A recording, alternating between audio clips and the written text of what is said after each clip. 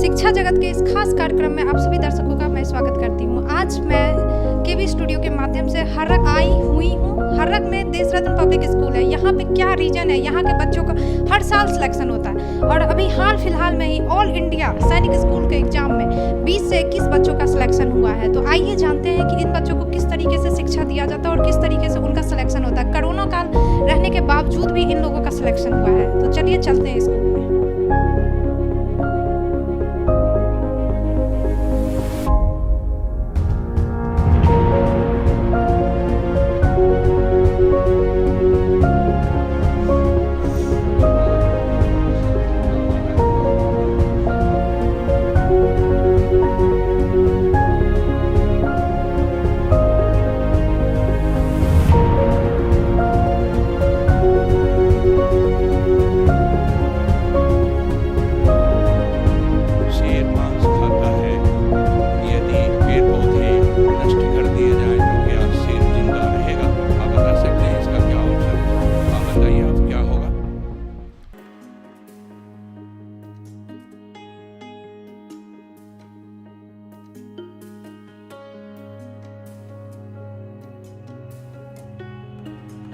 तो ये देश रत्न पब्लिक स्कूल का ऑफिस है और यहाँ की एक खास बात जो आप लोग को भी बहुत अट्रैक्ट करेगी, यहाँ से जो बच्चे का चयन होता है उस बच्चे का नाम यहाँ पे दीवार पे लिखा गया है। जो आप लोग देख सकते हैं यहाँ पे बहुत सारे बच्चों का चयन हुआ और बहुत ही पुराना स्कूल है। तो आप लोग को यहाँ पे लिखा हुआ दिखाई दे रहा होगा।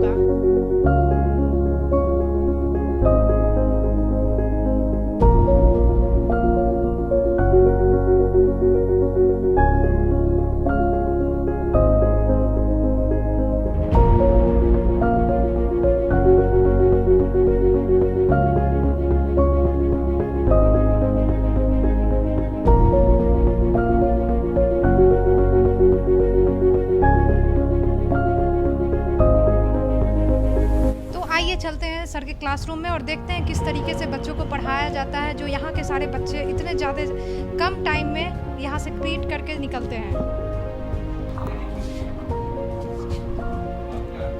सांस लेने और छोड़ने की क्रिया को हम श्वसन कहते हैं। इस क्रिया में जितने भी सजीव हैं, आप जानते हैं कि पौधे भी सजीव हैं, तो श्वसन की क्रिया में वो भी ऑक्सीजन ही लेते हैं। तो बताइए आप, पौधे किस क्रिया में कार्बन डाइऑक्साइड लेते हैं?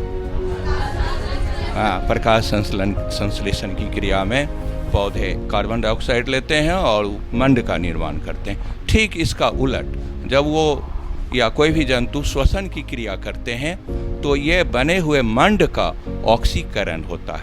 देखिए यहाँ पर कैसे मंड का ऑक्सीकरण हो रहा है। ये आपका मंड है C6H12O6 और ऑक्सीजन लिया जा रहा है। यही श्वसन का काम हो रहा है। प्रकाश संश्लेषण करने के लिए किसका होना जरूरी है? क्लोरोफिल का। और दूसरा उसका घटक हो जाएगा सूर्य का प्रकाश। पौधे जड़ों द्वारा क्या अवशोषित करते हैं? खनिज लवण। ये सब मिल करके मंड का निर्माण करता है और ऑक्सीजन का प्रकृति में जाना होता है। प्रकाश संश्लेषण की क्रिया इस प्रकार न केवल मंड का निर्माण करती है, अपितु हम सब के लिए ऑक्सीजन भी विमुक्त करती है। इसके उलट जब हम श्वसन की क्रिया करते हैं, कोई भी सजीव, चाहे वो पौधा हो या जंतु हो, जब हम श्वसन की क्रिया करते हैं तो हम ग्रहण करते हैं मंड को। हमारा भोजन मंड है। ये भोजन जो है C6H12O6 है और हम ले रहे हैं यहाँ पर ऑक्सीजन, सांस ले रहे हैं। इस क्रिया को ऑक्सीडेशन भी हम कह सकते हैं। ऑक्सीडेशन किसका ऑक्सीडेशन होता है? भोजन का। और इसके फलस्वरूप जल और कार्बन डाइऑक्साइड और बहुत पर्याप्त मात्रा में हमें काम करने के लिए एनर्जी मिलता है। क्या मिलता है? एनर्जी। सैनिक स्कूल में आप लोगों का चयन हुआ है, वहाँ इंटरव्यू में संभव है कि पूछे जा सकते हैं। तो कौन सा जंतु है जो प्रकाश संश्लेषण की क्रिया को अंजाम दे सकता है? कोई बताएंगे क्या? हाँ, आप बताइए। ईगुलिना। वेरी गुड, आपने पढ़ा है। मुझे खुशी मिल रही है कि आप काफ़ी मेहनत करते हैं। ये अपवाद स्वरूप है। है ना, युगलिना जो प्रकाश संश्लेषण की क्रिया को करता है। ऐसे हम भोजन के लिए पूर्णतः निर्भर करते हैं किस पर? पौधों पर। हम अपना भोजन तैयार नहीं कर सकते। ठीक, खनिज लवण और जल का अवशोषण करते रहते हैं, इतना अवशोषित करते हैं जितने की उनके लिए जरूरत में नहीं है। तो इन अतिरिक्त जलों को बाहर निकालने की क्रिया को क्या कहते हैं? वाष्पोत्सर्जन कहते हैं। क्या कहेंगे? हाँ, पौधों द्वारा अतिरिक्त संचित जल कहिए या लिया गया जल को वाष्प के रूप में निकालने की क्रिया को वाष्पोत्सर्जन करते हैं। पत्तियों का ये तीसरा काम हो रहा है।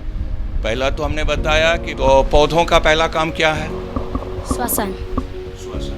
नहीं, पत्तियों के द्वारा जी। पत्तियों का पहला काम हो गया श्वसन। दूसरा काम प्रकाश संश्लेषण। और तीसरा काम वाष्पोत्सर्जन।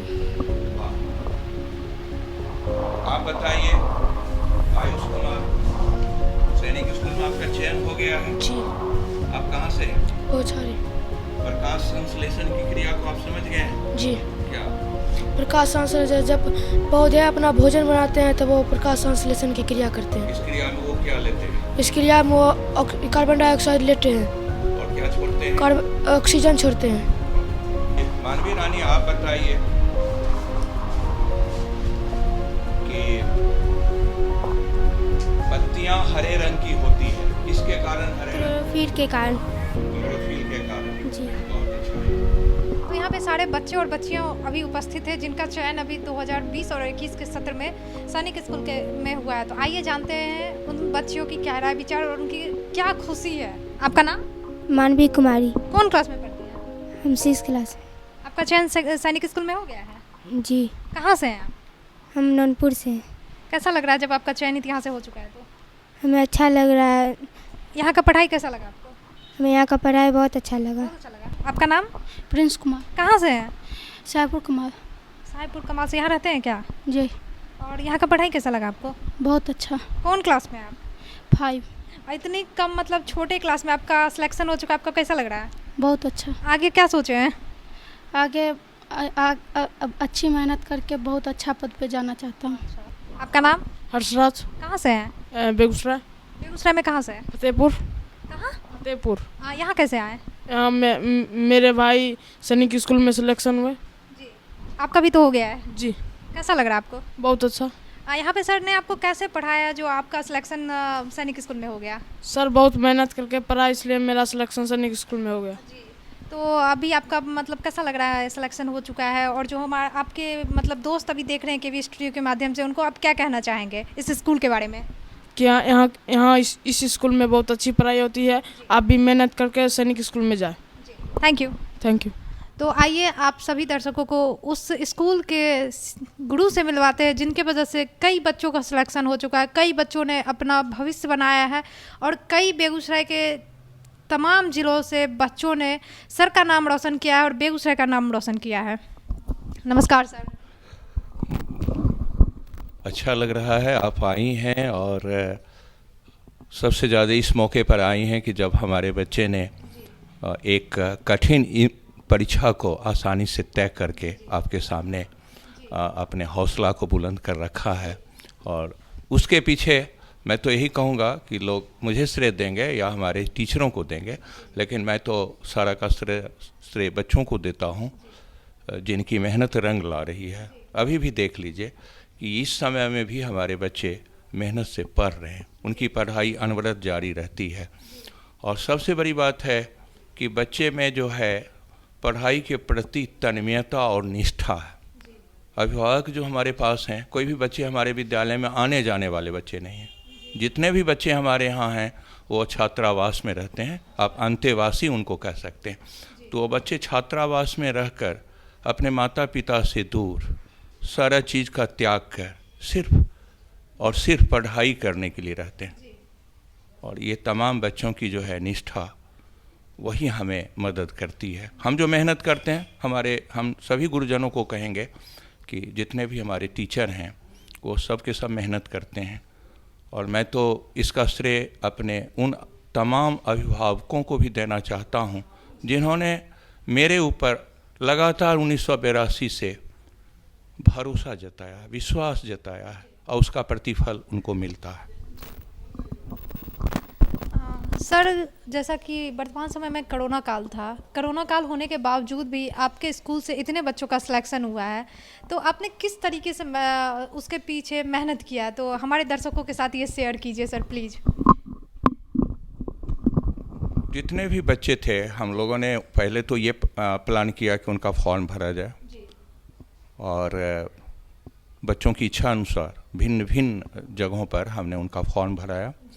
फॉर्म भराने के बाद हम लगातार बच्चों के कांटेक्ट में रहे और हम उनके साथ शैक्षणिक संवाद को बनाए रखे। बच्चों को क्या पढ़ना है, कैसे पढ़ना है, आजकल तो आईटी का दुनिया है, तो हमने लगातार अपने बच्चों को, टीचरों को यहाँ बुला करके और उनको भेजते रहे, मटेरियल्स भी भेजते रहे। उनके शंका को भी हम लोग ले करके विशेषकर हमने उस पर फोकस किया और बोर्ड पर जैसे अभी बच्चों को बताया जा रहा है आमने सामने, वैसे ही हमने बोर्ड पर उस चीज़ को बताया। इससे लाभ मिला बच्चों को कि उनकी पढ़ाई लगातार चलती रही और उनके समस्याओं का निराकरण होते रहा। बच्चे जो भी पूछना चाहे पूछते रहे। तो इसके लिए हम लोगों ने एक निश्चित समय सीमा निर्धारित कर रखी थी कि लगातार हम लोग काम में आ जाते थे। 10 बजे से लेकर के 1 बजे तक बच्चों की पढ़ाई मेरे यहाँ चलते रहती थी। फिर शाम में हम लोग 3 से लेकर के 5 बजे तक उनको पढ़ाते थे और जो भी हमारे यहाँ निष्णात शिक्षक हैं कंपटीशन के लिए, उनकी सेवा ली जाती थी। वो आते थे और ऑफिस में बैठ करके अपना कार्यक्रम को चालू रखते थे। इससे उनको लाभ मिला। फिर जब लॉकडाउन ख़त्म हुआ, थोड़ी ढील दी गई, तो ज़्यादा लाभ मिला हमको कि तब हमारे टीचर आ जाते थे और यहीं से पढ़ाते थे। तब हमको और सुविधा मिली। सबसे ज़्यादा ज़रूरत थी कि हम बच्चों के साथ अपने संवाद संप्रेषण को कभी बंद नहीं किए। लॉकडाउन का असर हुआ, इसलिए हम कहेंगे कि जितना नंबर बच्चों को पहले आता था, इस बार उतना अंक नहीं आया। सिलेक्शन का जो है, जो पहले आहरता था कि बच्चे को इतना नंबर के बावजूद ही सिलेक्शन होगा, इस बार सिलेक्शन का जो आहरता है उसमें गिरावट आई है। पिछले साल इंडिया में जो बच्चे 294 लाए थे वही टॉप किए थे, लेकिन इस बार ये पारा गिरा है।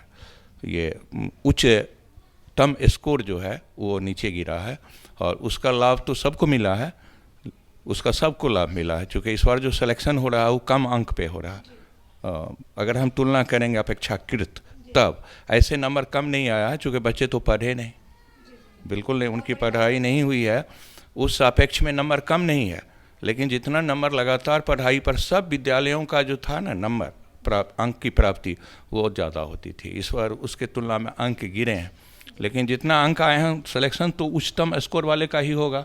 और उसमें हमारे यहाँ के जो बच्चे बैठे थे लगभग सारे के सारे उच्चतम स्कोर प्राप्त किए हैं। कुछ बच्चे तो अपने अपने क्षेत्र में वरीयता हासिल कर गए हैं। तो अब तो वरीयता का मानदंड मेडिकल के बाद ही निर्धारित होगा, लेकिन अभी अंकीय मान के आधार पर हम कह सकते हैं कि हम इस रेस में भी बहुत आगे हैं। सर, आप बहुत पुराने शिक्षक हैं, तो हमारे बहुत सारे विद्यार्थी अभी हम लोग को केवी स्टूडियो के माध्यम से देख रहे हैं, उनको आप क्या संदेश देना चाहेंगे शिक्षक के नाते? सबसे पहले तो मैं अभिभावकों को इस बारे में ध्यान आकृष्ट करना चाहता हूं कि सामान्य पढ़ाई से आपके बच्चे अच्छा कर सकते हैं, लेकिन जब वो प्रतियोगी परीक्षाओं के तरफ मुखातिब होते हैं तो कम उम्र में ऊंची बातें सीखते हैं। अभी जो बच्चे हैं कंपटीशन के लिए पढ़ते हैं, तो जाहिर सी बात है कि उनका जो भी विषय वस्तु है उसका स्तर ऊंचा उठता है। और अगर वो अपने बच्चों को चाहते हैं कि हम भी कामयाबी के शिखर पर पहुँचें, तो बच्चों में अभी से ही प्रतियोगी परीक्षाओं के तरफ आकर्षण होना चाहिए।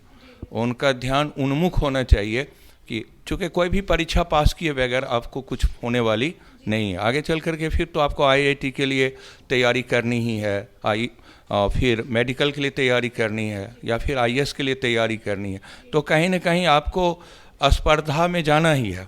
तो क्यों न अभी से आप उन बच्चों को, अपने बच्चों को इस ओर प्रेरित करें, प्रेरणा का पुंज बने।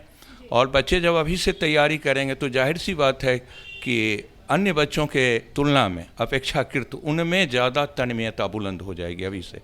और जब अभी से कोई भी बड़े मुकाम पर जाने के लिए छोटी सी तैयारी से ज़रूरत होती है, छोटी छोटी तैयारी। और अभी बच्चों के लिए जो हम लोग पढ़ाते हैं तो ये छोटी तैयारी ही बड़ी तैयारी में बदलती है।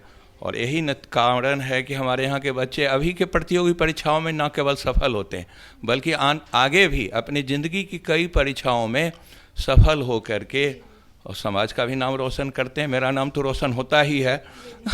अभी आप आए हैं तो मुझे कितना आनंद आ रहा है, नहीं तो हम लोगों को जानने वाले लोगों की कमी है।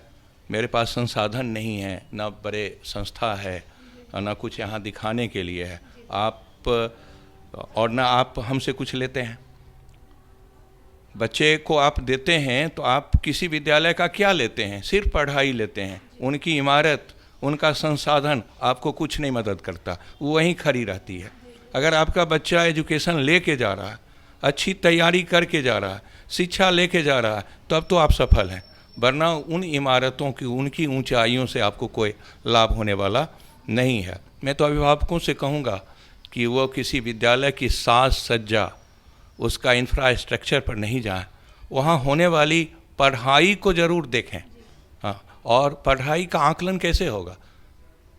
देखें कि वहाँ के बच्चे प्रतियोगी परीक्षाओं में कितनी सफलता हासिल करते हैं, है ना। सफलता को अगर वो प्रतिमान बनाएं तो हमको लगता है कि उनका आकलन सही होगा। और हम चाहेंगे कि हम जितने भी सुनने वाले लोग हैं वो अपने बच्चे को ये सैनिक स्कूल में, जहाँ की उम्र सीमा 10 से 12 वर्ष है और कक्षा 5 होनी चाहिए।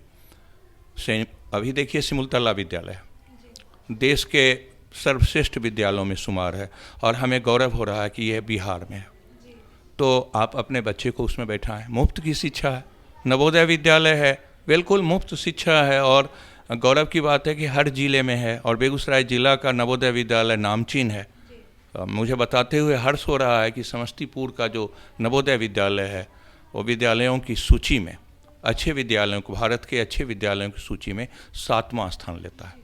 तो कितनी खुशी मिलती है। आपका बच्चा कहीं न कहीं जाए चयनित होकर तो इससे ज़्यादा खुशी नहीं होगी, क्योंकि वहाँ तो एक से एक विद्वान शिक्षक मिलेंगे, फिर उसको एक मंच मिलेगा जहाँ वो जीवन के श्रेष्ठकर कृतियों में अपने को स्थापित कर सकेगा। और माँ बाप को भी कुछ करना नहीं है, थोड़ी सी मेहनत करनी है और बच्चा का ध्यान उस ओर जाना चाहिए। सर, आपको केवी स्टूडियो का प्रयास कैसा लगा, हमारे दर्शकों के साथ शेयर कीजिए। मैं तो केवी स्टूडियो को सबसे पहले धन्यवाद देता हूँ। और कैसा लगा आप पूछ रही हैं, मेरा हृदय भावुक हो रहा है। मुझे लग रहा है कि मुझ जैसे व्यक्ति को भी लोगों के सामने सम्मुख करना कितनी बड़ी मर्यादा है, कितनी बड़ी मर्यादा है। और वो मर्यादा है किसकी? शिक्षा की। वो मर्यादा है परिणाम की। वो मर्यादा का आकलन होता है बच्चों के द्वारा बनाए गए कीर्तिमान की। आप मेरे यहाँ आए हैं, इसलिए आए हैं कि बच्चों ने एक मुकाम हासिल किया और इस मुकाम को लोग जान नहीं रहे। जब लोग नहीं जानेंगे फिर उनको लाभ नहीं मिलेगा। और इस लाभ को जन जन तक पहुंचाने का काम केवी स्टूडियो कर रहा है। तो मुझे इतनी प्रसन्नता हो रही है कि इस माध्यम से लोग कंपटीशन को जानें, कंपटीशन के बारे में उनकी परख हो और अपने बच्चों को बैठाएं, आगे लाएं। जहाँ भी तैयारी हो रही है, मैं नहीं कह रहा हूँ कि देश रत्न पब्लिक स्कूल में ही इसकी काफ़ी तैयारी होती है, बल्कि और कई संस्थाएं हैं। जहाँ भी आपको अच्छा लगे अपने बच्चे को डालिए और उनको प्रेरित कीजिए। बहुत बहुत धन्यवाद केवी स्टूडियो को, मैं तहे दिल से शुक्रिया अदा करता हूँ। और ख़ास करके आपको भी कि आप इतने कम उम्र में जितना ज़्यादा जानकार हैं और जो तरीका है आपका बात करने का, जो शैली है, मैं उसका बहुत बहुत आभार प्रकट करता हूँ। रत्न पब्लिक स्कूल से सेलेक्ट हुए 21 से 22 बच्चों की कहानी, जिनका चयन अभी हाल फिलहाल में हुआ है। पिछले साल आप सभी दर्शकों को पता होगा कोरोना काल था, स्कूल बंद थी, सारी संस्था बंद थी। उसके बावजूद भी इस स्कूल से इतने बच्चों का चयन होना बहुत ही बड़ी बात होती है और बेगूसराय में इतना अच्छा बात बहुत मायने रखता है कि बेगूसराय का नाम रोशन हो रहा है। तो इस तरीके का खास कार्यक्रम देखने के लिए डॉक्टर रोशन सर का फेसबुक पेज है जो कि डॉक्टर रोशन कुमार के नाम से, उसको फॉलो कीजिए, लाइक कीजिए, शेयर कीजिए और उनका YouTube channel stars of Begusarai, उसको सब्सक्राइब कीजिए, बेल आइकन प्रेस कीजिए। मैं सोनी सिंह मिलती हूँ आप लोग से दूसरी वीडियो में। इस पूरी वीडियो देखने के लिए दिल से धन्यवाद।